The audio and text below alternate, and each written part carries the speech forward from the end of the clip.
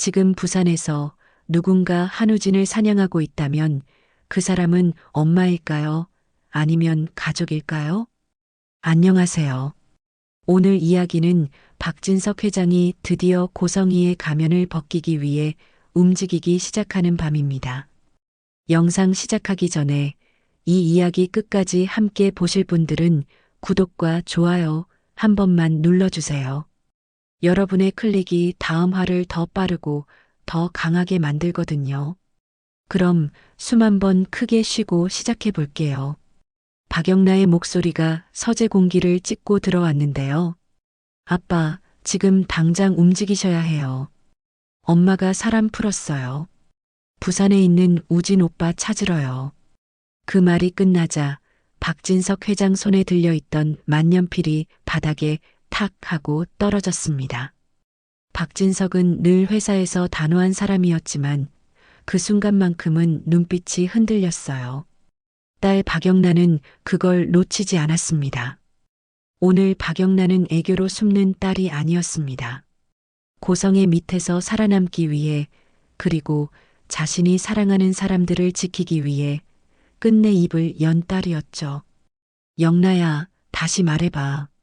내 엄마가 우진이를 찾는다고? 박영란은 눈가가 젖은 채로 고개를 세차게 끄덕였습니다. 네. 엄마가 흥신소에 돈을 뿌렸어요. 어디 숨어 있든 끌고 와라고요. 우진 오빠, 지금 몸도 안 좋은데. 몸이 안 좋다는 말에 박진석은 숨이 턱 막혔습니다. 한우진. 박진석이 아들로 품고 살아온 그 아이가 수술 후유증이 재약화된 상태로 부산 어딘가에 숨어 있다는 것. 그리고 그 아이를 찾는 사람이 자신의 아내 고성이라는 것. 박진석은 그 두 문장이 동시에 목을 조르는 기분이었습니다. 박진석은 의자에 기대듯 앉았다가 다시 일어났습니다. 영나야, 너는 어떻게 그걸 알았어? 내 엄마가 사람 풀었다는 걸? 박영란은 한참을 망설이더니 결국 입술을 깨물고 말했습니다. 제가 엄마 차에 GPS를 달았어요. 박진석의 눈이 커졌습니다. 뭐라고? 아빠, 죄송해요. 근데 저 숨이 안 쉬어졌어요. 엄마가 저를 감시하잖아요. 어디를 가든 누구를 만나든 다 체크하고요. 그래서 저도 엄마가 어디를 다니는지라도 알고 싶었어요. 그냥 한 번이라도 내 인생을 내가 잡고 싶었어요. 박영나의 말이 끝나자 박진석의 가슴속에서 오래된 죄책감이 한꺼번에 밀려왔습니다. 나는 무엇을 지키느라 무엇을 못 본 걸까? 회사를 지킨다고, 가문을 지킨다고, 집을 비워둔 사이에 고성이는 집안에서 아이들의 영혼을 조각내고 있었던 겁니다. 박진석은 그제야 박영나의 손목에 남은 미세한 자국을 봤습니다. 얇은 팔목에 시계 자국처럼 파인 흔적이었는데요. 박영란은 얼른 소매를 내려가리려 했습니다. 이건 그냥요. 엄마가 요즘 더 예민해서. 박진석은 딸의 말끝이 흐려지는 걸 보고도 더 묻지 못했어요. 묻는 순간 자신이 듣게 될 대답이 두려웠던 겁니다. 대신 박영나가 스스로 열어버렸습니다. 아빠, 저 25인데도요. 엄마가 제 통장도 관리해요. 카드도 한도 정해놓고요.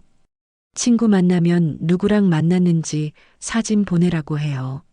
안 보내면 집안일 하는 분들까지 들쑤셔서 저를 창피하게 만들어요.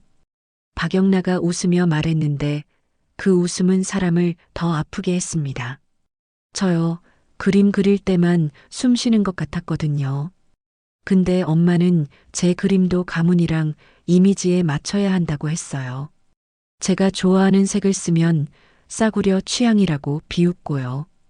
박진석은 그 말을 듣는 동안 머릿속에서 한 장면이 떠올랐습니다.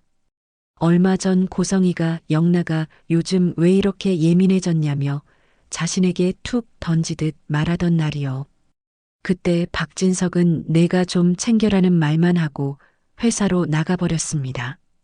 그게 박영나에게는 구해달라는 신호였을 수도 있다는 걸 이제야 깨달았습니다. 박진석은 속으로 되뇌었습니다. 내가 회사에서 지킨 건 숫자였고 집에서 잃어버린 건 사람이다. 그 자책이 박진석을 똑바로 세웠습니다. 지금부터는 바꾸지 않으면 안 되는 시간입니다. 박진석은 떨리는 손으로 박영나의 어깨를 감싸 안았습니다. 미안하다. 영나야. 아비가 너무 늦게 봤다. 박영나가 박진석의 품에서 울음을 터뜨렸는데요. 그런데 박영나는 울면서도 말을 멈추지 않았습니다. 이미 결심했으니까요. 그런데 박영나가 이렇게 폭발하게 된 건 사실 전날 밤부터였습니다. 박진석 회장은 전날 평소보다 훨씬 늦게 집에 들어왔는데요. 회사 일 때문만이 아니라 마음이 자꾸 불편했기 때문이었습니다. 한우진의 건강이 최근 다시 흔들린다는 보고가 올라왔고 병원에서 이상한 서류들이 오갔다는 소문까지 들렸거든요. 박진석은 설마 하면서도 그 설마가 자기 집안에서 벌어졌다는 느낌을 지울 수가 없었습니다. 박진석이 현관을 열자 집은 이상할 만큼 조용했습니다. 고성이는 늘처럼 여보 오셨어요? 를 먼저 말하던 사람이었는데 그날은 거실에도 없었어요. 대신 식탁 위에 깔끔하게 정리된 저녁상이 그대로 남아 있었고 그 옆에 작은 봉투 하나가 얹혀 있었습니다. 봉투 겉면에는 짧게 회장님께라고만 적혀 있었는데요. 필체가 낯설었습니다. 박진석은 봉투를 열었고 그 안에는 보고서 몇 장과 메모 한 장이 들어 있었습니다. 메모에는 이렇게 적혀 있었어요. 지은호와 한우진의 관계 확인 간이식 관련 서류 확보 고성희의 서명 포함. 딱 필요한 말만 적어놓은 냉정한 문장. 박진석은 한 장 한 장 넘기다가 숨이 멎는 줄 알았습니다. 유전자 검사 결과가 있었고 쌍둥이 관계 성립이라는 문구가 눈에 박혔거든요. 그리고 간이식 수술 기록에는 보호자 서명란에 고성의 이름이 적혀 있었습니다. 박진석은 보고서를 덮고도 한참 움직이지 못했습니다. 머릿속에서는 두 목소리가 싸웠어요. 말도 안 돼. 말이 돼. 내가 모른 척한 만큼 벌어진 일이야. 박진석은 문득 한우진이 몇 달 전 술잔을 내려놓고 조용히 했던 말이 떠올랐습니다. 아버지, 저 아버지 실망시키기 싫어요. 그때 박진석은 남자가 왜 그렇게 약한 소리 하냐라며 웃어넘겼는데요. 지금 생각하면 그 말은 살려달라는 말이었을지도 몰랐습니다. 그때 욕실에서 물소리가 들렸습니다. 고성이가 안방 욕실에서 샤워를 하고 있었던 겁니다. 박진석은 보고서를 다시 펼쳐들었다가 천천히 접었습니다. 그리고 아주 조용히 결정을 내렸어요. 지금 여기서 폭발하면 우진이를 더 깊게 숨길 수도 있다. 박진석은 고성이가 서류를 보면 어떻게 반응하는지 보고 싶었습니다. 고성이의 본능을 확인해야 했거든요. 그래서 박진석은 일부러 그 서류 묶음을 협탁 위에 올려놨습니다. 숨기지 않았어요. 그리고는 마치 아무 일 없다는 듯 침대에 앉아 넥타이를 풀었습니다. 잠시 뒤 욕실 문이 열리고 고성이가 수건으로 머리를 닦으며 나왔습니다. 고성이는 처음엔 평소처럼 우아한 표정이었는데요. 협탁을 보는 순간 그 표정이 아주 미세하게 깨졌습니다. 그 미세함이 박진석에게는 더 확실한 증거였습니다.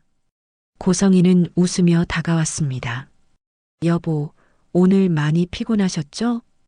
박진석은 고성이를 똑바로 보며 낮게 말했습니다. 손에 든 거, 그거 뭐냐? 고성이가 잠깐 멈칫했습니다. 이미 서류를 집어들고 있었거든요. 아, 이거요? 그냥 병원 서류가. 박진석의 목소리가 더 낮아졌습니다. 설명해봐, 당신 입으로. 고성이는 순간적으로 무릎을 꿇지는 않았습니다. 대신 고성이는 웃음을 억지로 이어갔어요. 여보, 오해예요. 이건 박진석은 고성희의 말을 끊었습니다. 오해면 더 쉽게 말해. 왜 당신 서명이 저기에 있지? 왜 지은호 이름이 저기에 있지? 그제야 고성희의 얼굴이 하얗게 변했습니다. 고성희는 바로 연기로 들어갔어요. 울음이 차오르는 속도를 스스로 조절하는 사람처럼 눈물부터 만들었습니다. 여보, 제가 어쩔 수 없었어요. 우진이가 부탁했어요. 박진석은 속이 뒤집히는 걸 억지로 눌렀습니다. 우진이가 뭘 부탁했는데? 아버지한테 아픈 모습 보이기 싫다고 제발 비밀로 해달라고. 고성희는 말을 하면서도 박진석의 눈치를 봤습니다. 박진석이 흔들리는지 확인하는 눈치였죠. 그리고 지은호, 그 아이는 그냥 우연히. 박진석은 그 우연이라는 단어에서 속으로 비웃었습니다. 고성희 입에서 우연은 늘 계산의 다른 이름이었으니까요. 하지만 박진석은 겉으로는 고개를 끄덕이는 척했습니다. 그랬군. 내가 혼자 얼마나 힘들었겠어. 고성희의 눈이 커졌습니다. 믿기지 않는다는 얼굴. 박진석은 더 부드럽게 말했습니다. 당신 말 믿는다. 우진이 데려와. 내가 안아주고 싶다. 고생했다고. 고성희는 그 말에 안도한 듯 고개를 끄덕였습니다. 네, 여보. 제가 데려올게요. 박진석은 그날 밤 고성희가 방을 나가는 발소리를 끝까지 들었습니다. 문이 닫히자마자 고성희는 바로 전화를 걸었고 그 목소리는 울음이 아니었습니다. 쇠붙이처럼 차가운 목소리였어요. 부산 쪽 숙소부터 싹 뒤져. 오늘 안으로 못 찾으면 나 진짜 끝장이야. 그 전화를 박영나가 들었습니다. 박영나는 물을 마시러 나오다가 그 소리를 듣고 굳어버렸어요. 엄마가 아들을 살리려고가 아니라 자기를 살리려고 우진을 찾는다는 걸 그 목소리만으로도 알 수 있었습니다.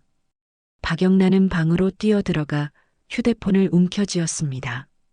그리고 가장 먼저 떠오른 사람에게 전화했는데요. 우진의 비밀을 알고 있고 우진을 숨겨줄 수 있는 사람. 지은호였습니다. 그 전화가 이어지고 지은호가 다시 박성재에게 연락하고 박성재가 박진석에게 보고하면서 지금 이 서재에서의 폭발이 시작된 겁니다. 그러니까 박영나의 아빠, 지금 움직이셔야 해요는 단순한 하소연이 아니라 전날 밤부터 이어진 구조 요청이었습니다. 박영나는 숨을 헐떡이며 말을 이었습니다. 아빠, 더 있어요. 저 병원도 봤어요. 병원? 엄마가 가던 곳이 병원이더라고요. 그래서 따라갔어요. 멀리서 봤는데 우진 오빠가 수술실로 들어가고 있었어요. 그리고 지은호 언니도 봤어요. 박진석이 이름을 되뇌었습니다. 지은호. 박진석 회사와 직접 얽히진 않았지만 박성재가 종종 입에 올렸던 이름. AP그룹 인수 TF 팀장, 그리고 인테리어 업계에서 실력으로 유명한 디자이너. 박진석은 그 이름과 수술실이 한 문장 안에 묶이는 순간 머리가 하얘졌습니다. 박영란은 마치 죄를 고하듯 말했어요. 지은호 언니가 우진 오빠 쌍둥이 여동생이었어요.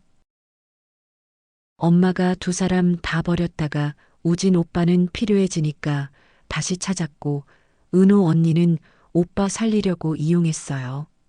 간이식. 그 순간 박진석의 눈앞에 어젯밤 협탁 위에서 보았던 종이가 떠올랐습니다. 박진석은 그 종이를 보며도 끝까지 믿지 않으려 했습니다. 믿는 순간 자신의 결혼도 가족도 지난 25년의 시간이 모래처럼 무너져 내릴까봐 두려웠던 겁니다. 하지만 박영나가 지금 그걸 사실로 말하고 있었습니다. 박진석의 목소리가 떨렸습니다. 영나야, 내가 이걸 다 알고도 나한테 말 안 한 이유가. 박영나는 바닥에 주저앉아 고개를 숙였습니다. 무서웠어요. 아빠가 무너질까봐. 우리 집이 깨질까봐. 그리고 솔직히 엄마가 무서웠어요. 엄마는 사람을 사람으로 안 봐요. 자기 목적을 위해서면 누구든. 박진석이 고개를 돌렸습니다. 그 순간 박진석은 결심했어요. 더는 남편으로 남지 않겠다고. 오늘부터는 아버지로만 서겠다고. 박진석은 박영란을 일으켜 세우며 단호하게 말했습니다. 영란야, 잘 들어. 우진이는 우리가 먼저 찾아야 한다. 그리고 지은호도. 박영란가 눈물을 훔치며 고개를 끄덕였습니다. 지은호 언니 지금 AP 그룹 디자인 팀장이에요. 우진 오빠가 어디 숨어 있는지는 언니만 알아요. 박진석은 바로 휴대폰을 집어들었습니다. 지금 당장 지은호에게 전화해. 그리고 박성재도 불러라. 박영란가 놀란 눈으로 박진석을 봤습니다. 성재 오빠까지요? 그래. 박성재는 내 아들이고 너의 오빠다. 지금은 가족이 흩어져 있을 때가 아니야. 박영란가 떨리는 손으로 지은호 번호를 눌렀습니다. 신호음이 울리는 동안 박진석은 창밖 어둠을 바라봤는데요. 어둠이 이상하게 고요했습니다. 마치 폭풍이 오기 직전의 고요함 같았죠. 여보세요?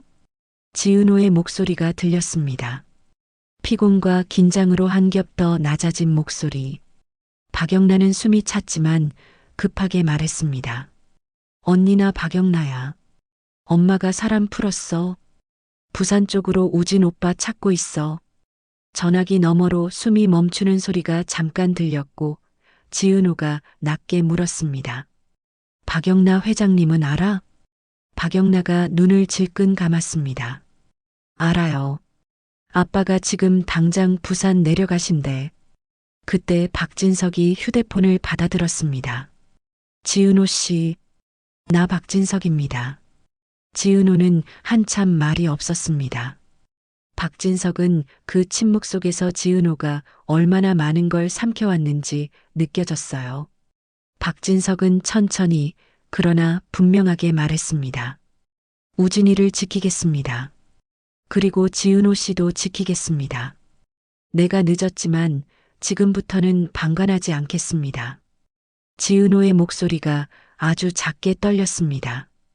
회장님, 진짜로 제 말 믿으실 수 있어요? 박진석은 짧게 대답했습니다. 믿어야 합니다. 그게 아버지가 할 일입니다. 지은호는 숨을 크게 내쉬더니 주소를 알려줬습니다. 부산 외곽 바닷가와 조금 떨어진 작은 동네. 오래된 펜션과 주택이 섞여 있는 눈에 띄지 않는 곳이었습니다. 지은호가 마지막으로 말했어요. 회장님, 우진 오빠 열이 자주 올라요. 사람 소리만 커져도 숨이 가빠져요. 제발 다그치지 말아주세요. 박진석은 그 말에 목이 메었지만 꾹 눌러 대답했습니다. 알겠습니다. 박진석은 전화를 끊자마자 박성재에게 전화했는데요. 박성재는 번호를 보자마자 받았습니다. 아버지, 박진석은 단도직입적으로 말했습니다. 성재야, 부산 간다. 지금 당장.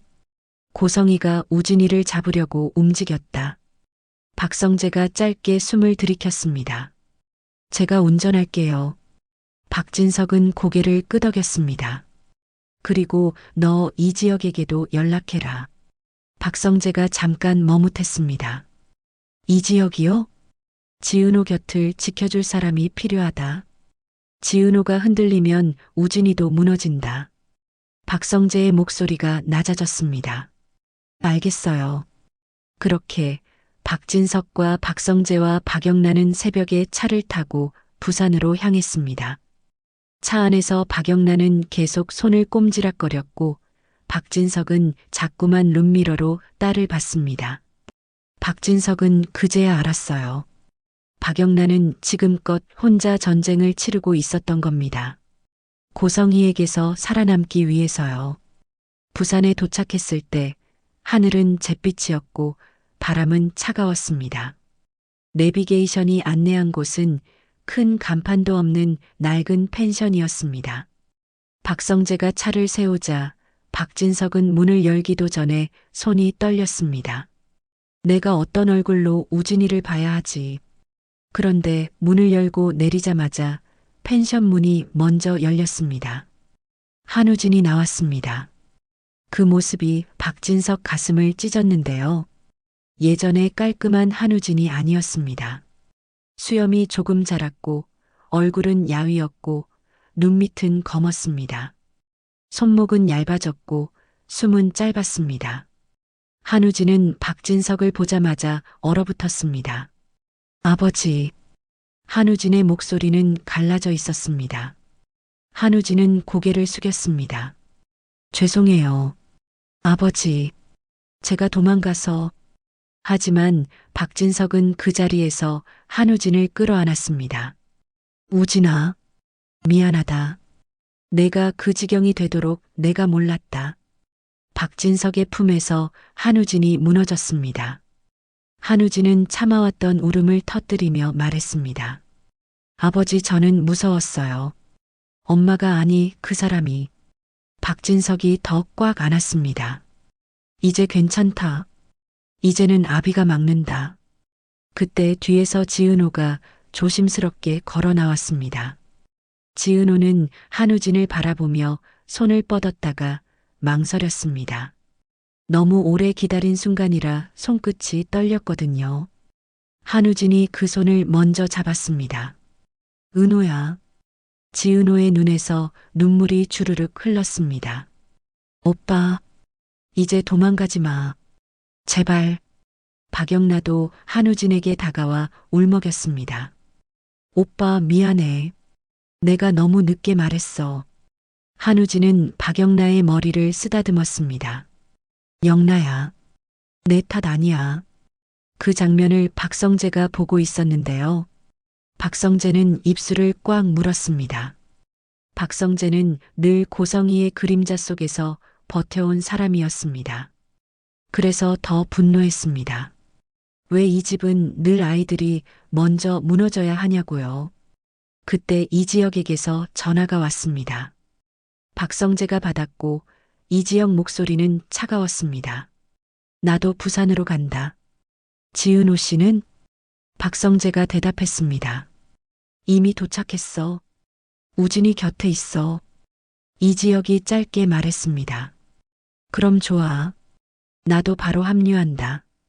박진석은 숨을 길게 내쉬었습니다. 하지만 감상에 젖을 시간은 없었어요. 고성희가 오고 있었습니다. 지은호가 낮게 말했습니다. 회장님, 고성희 씨가 오면 우진 오빠에게 입 맞추라고 할 거예요. 모든 게 우진 오빠가 원했다고요. 박진석은 단호하게 고개를 끄덕였습니다. 그래서 우리가 여기 온 거다.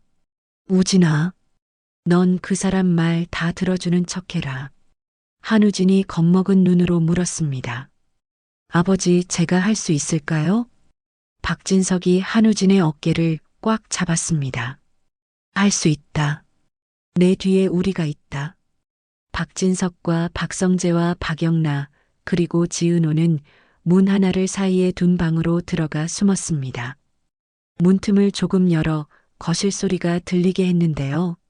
한우진은 거실 소파에 앉아 심호흡을 몇 번 했습니다. 숨이 조금 가빠졌지만 이를 악물었습니다. 그리고 마침내 차 소리가 들렸습니다. 급하게 멈추는 소리, 문을 쾅 닫는 소리, 그리고 발자국. 현관문이 열리며 고성희가 들어왔습니다. 고성희는 평소처럼 단정하지 않았습니다. 머리는 헝클어졌고 화장은 번졌고 옷매무새도 급히 맞춘 티가 났습니다. 하지만 한우진을 보는 순간 고성희는 얼굴을 바꿨습니다. 눈물이 고였고 목소리가 떨렸고 손이 파르르 떨렸습니다. 우진아, 엄마 좀 살려줘. 고성희는 한우진 앞에 털썩 주저앉아 한우진의 무릎을 붙잡았습니다. 아빠가 다 알았어. 수술도 유전자 검사도 다 알았대. 그러니까 내가 말해줘. 내가 원해서 그랬다고. 내가 말렸는데 내가 죽어도 싫다고 했다고. 응? 고성이는 숨도 쉬지 않고 말을 쥐어짰습니다. 그리고 25년 전 그 일도 아빠가 물어보면 넌 기억 안 난다고 해. 아팠다고 해. 비 맞고 쓰러져서 아무 기억 없다고. 그 말이 방 안의 박진석 가슴에 불을 붙였는데요. 박진석은 주먹을 꽉 쥐었습니다. 내 아들에게 기억을 지우라고. 한우진은 고성이를 바라보며 조용히 물었습니다. 어머니, 저는 왜 이렇게까지 해야 해요? 고성이가 이마를 찌푸렸습니다. 뭐, 그냥 진실대로 말하면 되잖아요. 고성이의 눈빛이 흔들렸습니다. 흔들린 건 죄책감이 아니라 공포였습니다. 내가 끝장난다는 공포. 고성이는 목소리를 낮춰 으르렁거렸습니다. 진실대로 말하면 내가 살 수 있을 것 같아? 너도 끝장이야. 한우진이 숨을 고르고 말했습니다. 그럼 제가 그때 먹었던 약은요? 감기약 아니었죠. 고성이의 얼굴이 굳었습니다. 한우진이 계속 밀어붙였습니다. 맛이 이상해서 저는 몰래 뱉었어요. 그래서 잠든 척 했어요. 그런데 어머니는 저를 안고 뛰었죠. 그게 우연이에요? 고성이가 벌떡 일어섰습니다. 내가 지금 나를 몰아붙이는 거야? 한우진은 눈을 피하지 않았습니다. 확인하는 거예요. 어머니가 저를 이용한 거 맞잖아요. 고성이는 잠깐 숨이 막힌 듯 했지만 곧 비웃음을 흘렸습니다. 그래. 맞아. 그게 뭐. 덕분에 너 회장 아들로 살았잖아. 그 말에 한우진의 얼굴이 새하얘졌습니다. 한우진은 마지막 질문을 던졌습니다. 그럼 지은호는요? 고성이가 고개를 삐딱하게 기울였습니다. 지은호? 정말 보육원 화재로 죽은 줄 알았어요? 아니면 알고도 모른 척 했어요? 고성이의 입꼬리가 비틀렸습니다. 솔직히 말해줄까? 난 하나만 필요했어. 둘이면 박진석이 나를 받아줬겠어? 지은호는 짐이었어. 그래서 안 찾았어. 죽었으면 다행이라고 생각했지. 그 말이 끝나는 순간 문이 열렸습니다. 박진석이 들어왔습니다. 박진석의 얼굴은 차가웠고 눈빛은 더 차가웠습니다. 고성이가 그대로 얼어붙었습니다. 여보 왜? 박진석이 낮게 말했습니다. 내가 다 들었다. 내 입으로 직접 말했다. 지은호는 짐이라고. 고성이는 반사적으로 눈물을 끌어올렸습니다. 오해예요. 우진이가 저를 자극해서. 박진석이 손을 들었습니다. 그 손 하나에 고성이의 말이 뚝 끊겼습니다. 닥쳐. 박성재도 문 뒤에서 나왔습니다. 박성재는 고성이 앞을 막으며 말했습니다. 이제 그만하세요. 지금도 연기예요? 고성이는 박성재를 보더니 목소리를 바꿨습니다. 성재야, 너라도 엄마 좀. 박성재는 차갑게 대답했습니다. 내 엄마는 당신 아니에요. 박영나도 뒤늦게 나왔는데요.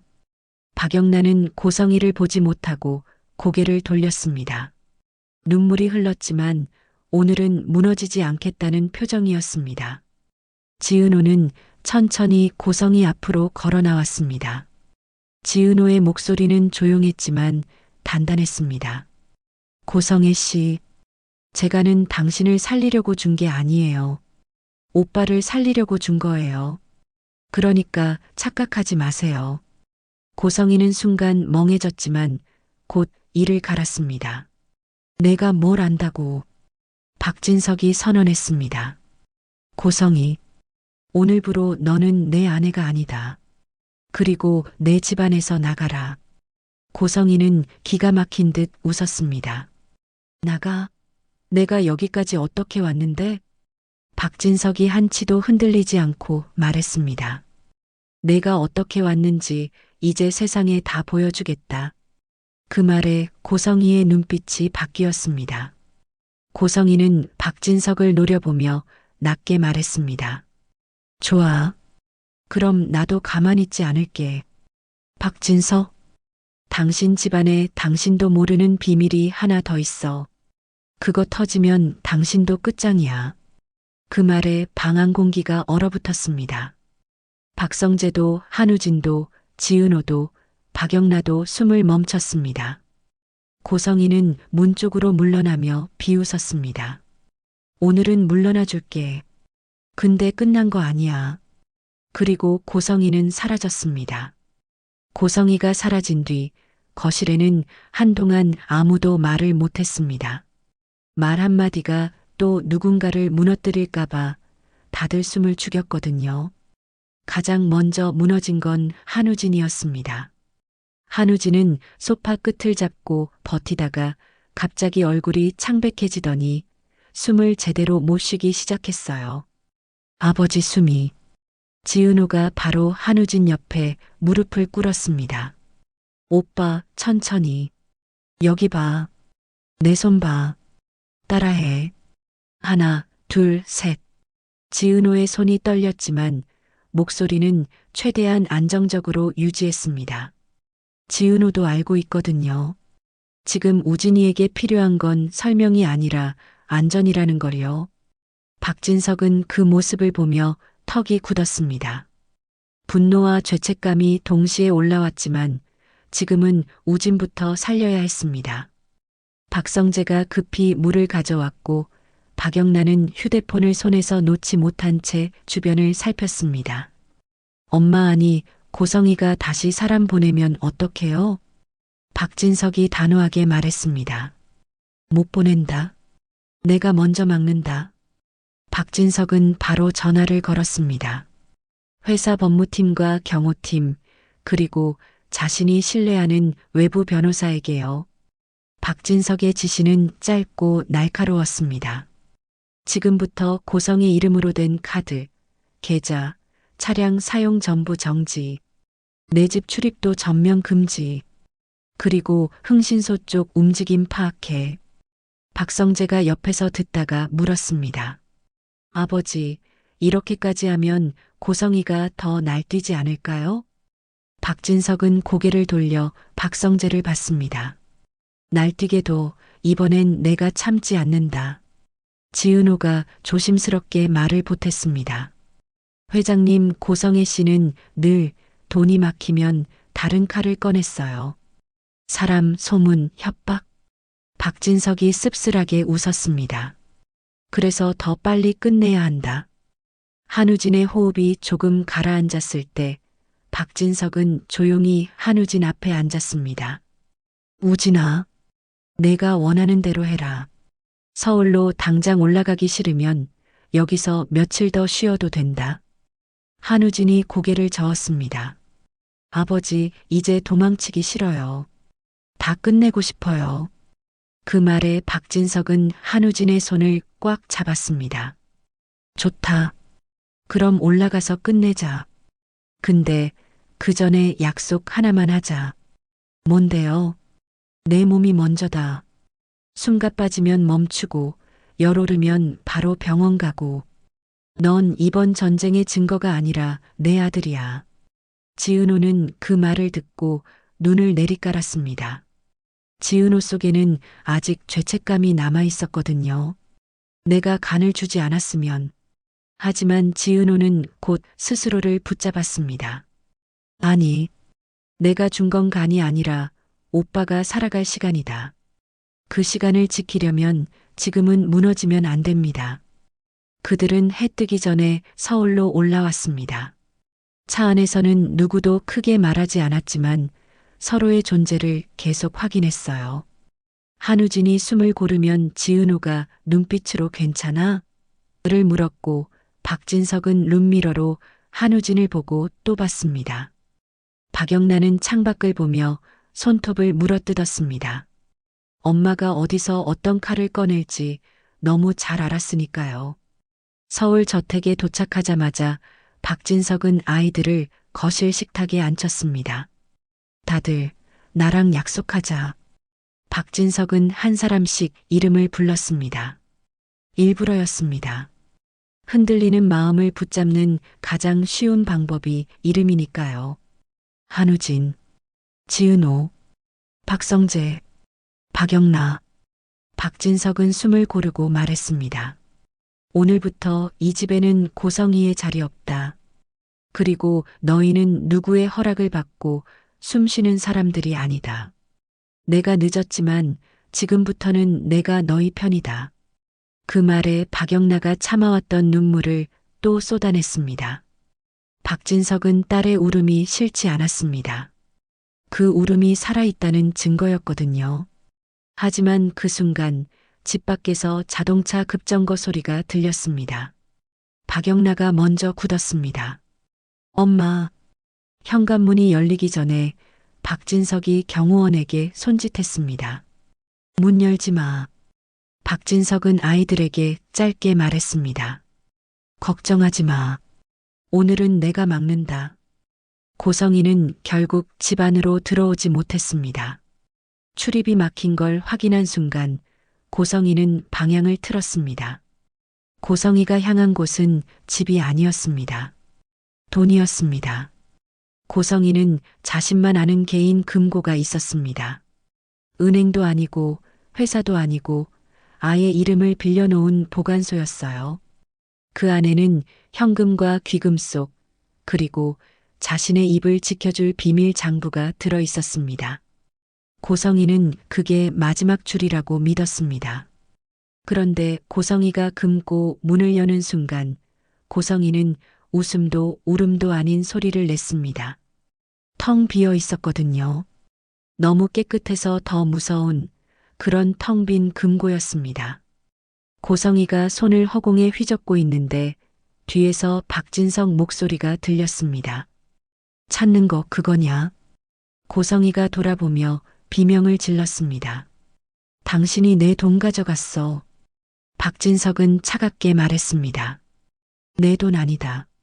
내가 내 이름으로 빼돌린 돈이고 내가 남의 눈물로 모은 돈이다. 고성이는 미친 듯이 달려들었지만 박진석 옆에 경호원이 막았습니다. 박진석은 고성의 눈을 똑바로 보며 마지막 통보를 했습니다.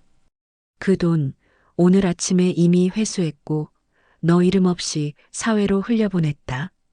내가 평생 숨기려던 흔적 이제부터는 다 공개할 거다. 고성이의 눈이 흔들렸습니다. 처음으로 돈이 아닌 공포가 얼굴에 떠올랐어요. 하지만 고성이는 끝까지 비열했습니다. 고성이는 이를 갈며 말했습니다. 좋아. 그럼 나도 터뜨려. 박진석, 당신이 가장 숨기고 싶은 그 계약. 그거 세상에 나오면 당신 회사도 끝장이야. 박진석은 잠깐 멈췄습니다. 그 계약이라는 말이 어쩐지 단순한 허세로 들리지 않았거든요. 박진석은 고성이에게 등을 돌리며 말했습니다.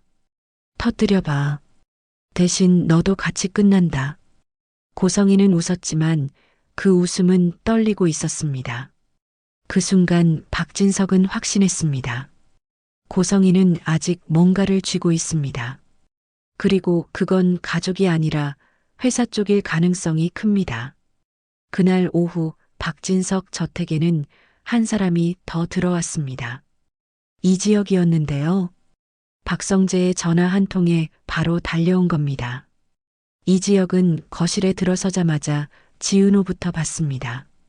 지은호는 괜찮은 척했지만 눈이 조금 붉어져 있었어요. 이지혁이 조용히 물었습니다. 지은호, 지금 숨 쉬어. 지은호가 웃으려다 말았습니다.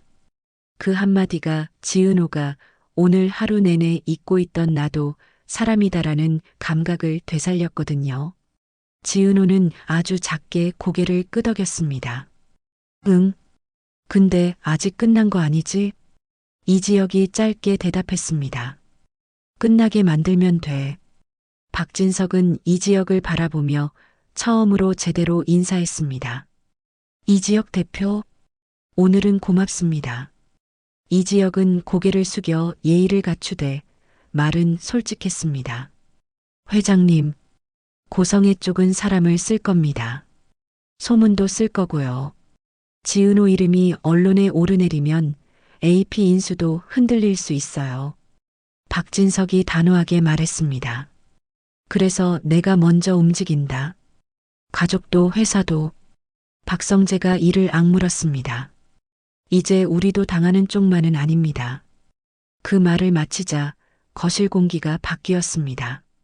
슬픔만 남아있던 공기가 아니었어요. 무언가를 결정한 사람들의 공기였습니다. 그때 박진석 휴대폰이 울렸습니다. 회사 쪽 연락이었습니다. 박진석이 받자 상대가 다급하게 말했습니다. 회장님, 큰일입니다. AP 인수 관련 핵심 문서가 외부로 빠져나간 정황이 있습니다. 박진석의 시선이 지은호에게로 옮겨갔습니다. 지은호의 얼굴이 하얗게 질렸습니다. 박성재도 이를 악물었습니다. 고성이가 회사까지 건드리는 거네요. 박진석은 전화를 끊고 모두를 바라봤습니다. 지금부터는 두 전쟁이다. 가족 전쟁만이 아니다. 회사 전쟁도 시작됐다. 한우진이 떨리는 목소리로 물었습니다. 아버지, 우리 이길 수 있어요? 박진석은 단호하게 대답했습니다. 이긴다. 우리가 숨지 않으니까. 바로 그때 지은호의 휴대폰이 진동했습니다. 모르는 번호였습니다. 지은호가 조심스럽게 받자 낮은 남자 목소리가 들렸습니다. 지은호 팀장님, 고성애 씨가 찾는 게 한우진 씨만인 줄 아세요? 지은호의 손이 떨렸습니다. 누구세요? 상대가 낮게 웃었습니다. 이제부터는 당신도 타깃입니다. 그리고 한우진 씨 후유증 기록 세상에 나가면 곤란하겠죠? 전화는 끊겼습니다. 박진석은 그 통화 내용을 모두 듣고도 바로 답을 내리지 못했습니다. 고성이가 말한 그 계약이 정말 존재한다면 누군가는 오래전부터 박진석 회사에 약점을 쥐고 있었던 겁니다. 그리고 그 누군가는 오늘도 박진석 곁에 있을 수 있었죠. 박진석은 식탁 끝을 손가락으로 톡톡 두드리며 조용히 말했습니다. 내가 늦게 배운 게 하나 있다. 가족을 지키려면 먼저 진실을 보는 눈을 가져야 한다. 오늘 이야기는 여기까지입니다. 다음 이야기에서는 고성이가 던진 그 계약의 실체와 AP 인수 문서 유출의 배우가 누구인지가 본격적으로 드러나기 시작할 거예요. 끝까지 보신 분들 정말 감사합니다. 구독과 좋아요 눌러주시면 다음 화 더 뜨겁게 이어가겠습니다.